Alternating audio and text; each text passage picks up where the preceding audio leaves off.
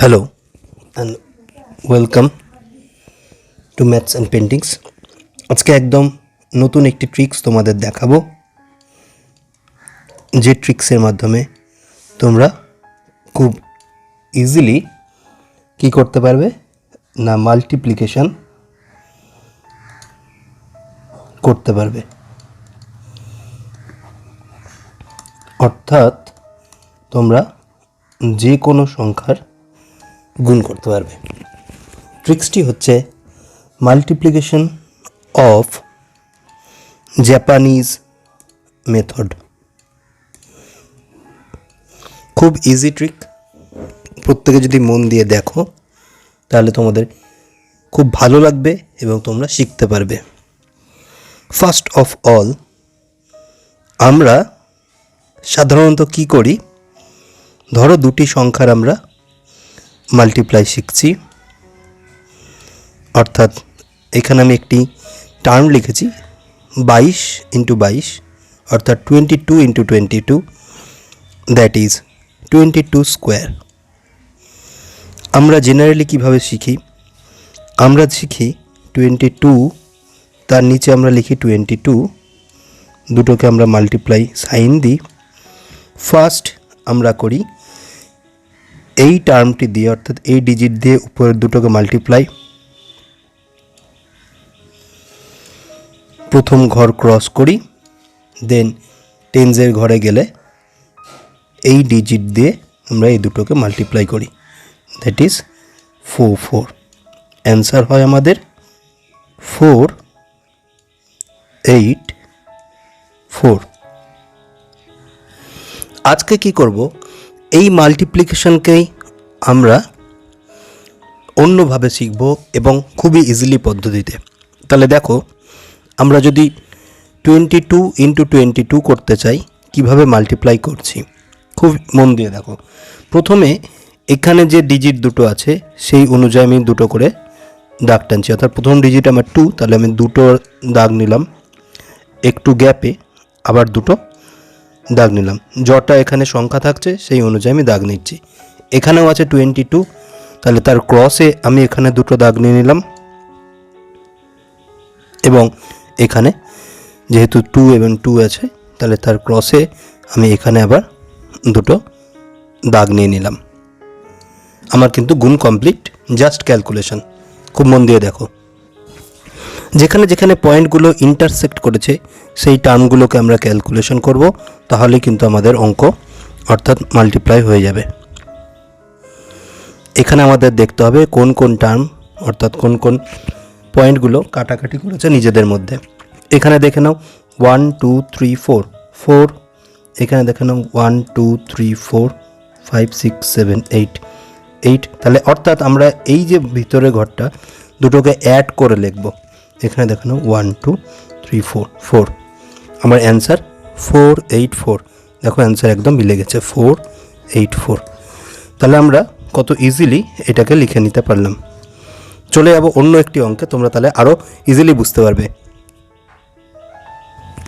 ধরো এবার আমি একটি সংখ্যা লিখছি নিজের ইচ্ছে মতো 34 ইন্টু 24, তাহলে এটাকে আমরা কত ইজিলি কত তাড়াতাড়ি করতে পারি।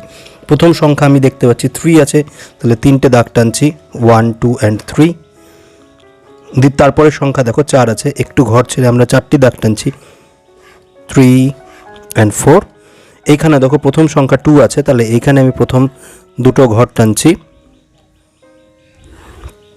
এখানে দেখো 4টি ঘর আছে, আমি এখানে 4টি ঘর টানছি একটু গ্যাপ নিয়ে।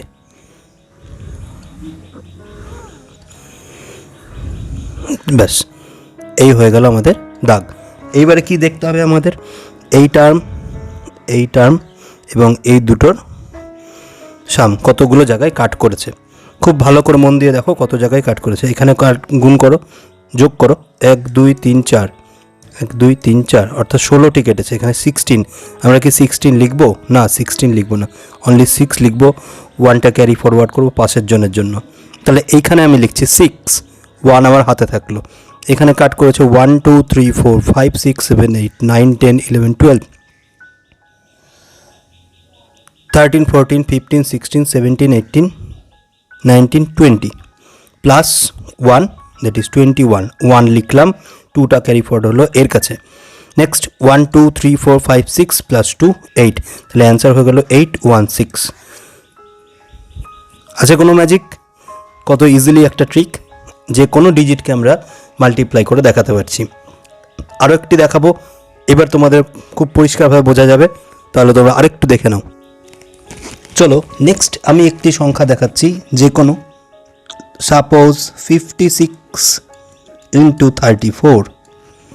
আমাদেরকে কাজ করতে হবে, জাস্ট দাগগুলো টানতে হবে। একটু মন দিয়ে দেখো, 3 ডিজিটের মাল্টিপ্লিকেশান জাপানিজ মেথডে আমি এরপর দিন তোমাদের শেখাবো।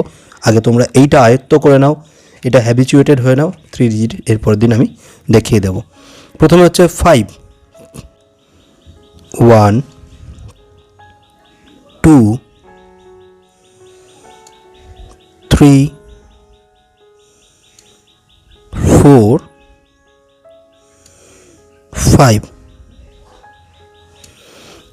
নেক্সট কটা টানবো? 6, 1 2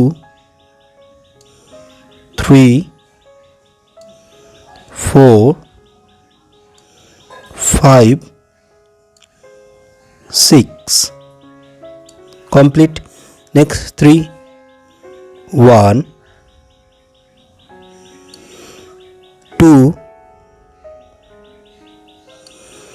3।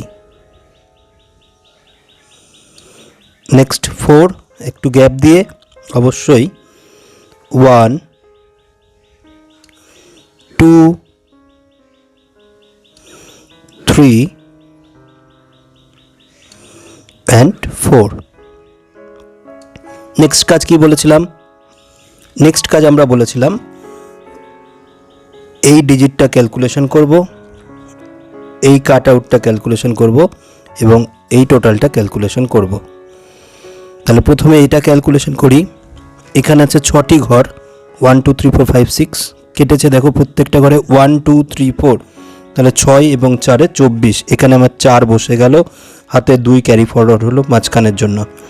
এখানে আছে 1 2 3 4, 1 2 3 4 5, তাহলে 5 4 20। এখানে দেখে নিই 1 2 3 3 6 18, 20 18 2 যোগ করে দেখো কত হয়ে যাচ্ছে, 0 4। তাহলে এখানে বসছে 0 4টা আমার ক্যারি ফরওয়ার্ড হচ্ছে এইখানে। দেখে নাও 1 2 3 1 2 3 4, সরি 5টি আছে, 3 3 5 15 আর 4 19। তাহলে আমার অ্যান্সার 1904। যদি বিশ্বাস না হয় তোমরা ক্যালকুলেটারে করে দেখো, অ্যান্সার মিলতে বাধ্য।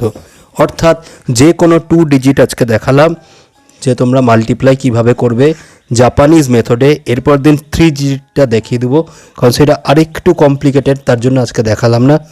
ভালো লাগলে প্রত্যেকে লাইক করো, কমেন্ট করে জানাও কেমন লাগলো, এবং বন্ধুদের সাথে তোমরা অবশ্যই শেয়ার করতে পারো। থ্যাঙ্কস।